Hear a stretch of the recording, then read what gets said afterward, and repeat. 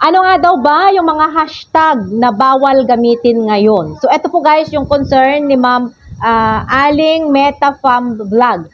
So, eto guys, wala pong official public list na nilabas ni Meta tungkol sa mga bawal na hashtag. Pero, may mga hashtag na pwede niyang i-ban or pwede niyang i-restrict. So, ano nga ba yung mga hashtag na madalas nire-restrict ni Meta na nakaka-apekto rin ito sa reach natin? So, ang una, ito yung mga hashtag na may kinalaman sa mga karahasan at saka sa self-harm. Kunwari, may content ka na naghihikayat ng karahasan or kaya pagpapakamatay o di kaya self-harm. Tapos naglagay ka ng hashtag na hashtag suicide, hashtag self-harm, o di kaya yung mga violence na terms. Hindi po yan pwede ang mga yan guys. Mataas po yung chance mo na ma-flag o di kaya malimit yung mga post mo.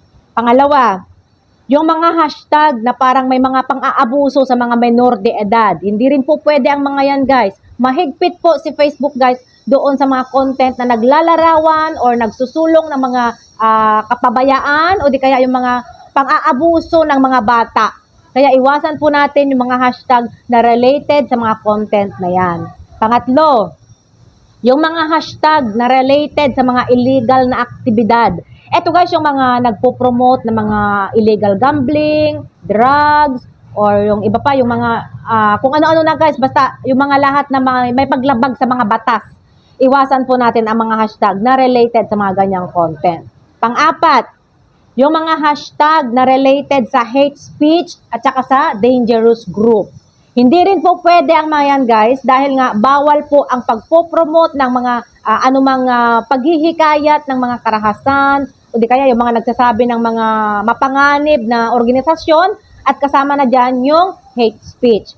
Panglima, yung mga hashtag na spammy. Ito naman guys yung mga hashtag na palagi mo nang ginagamit o di kaya yung mga hashtag na overuse ng mga spammers at mga scam accounts yon.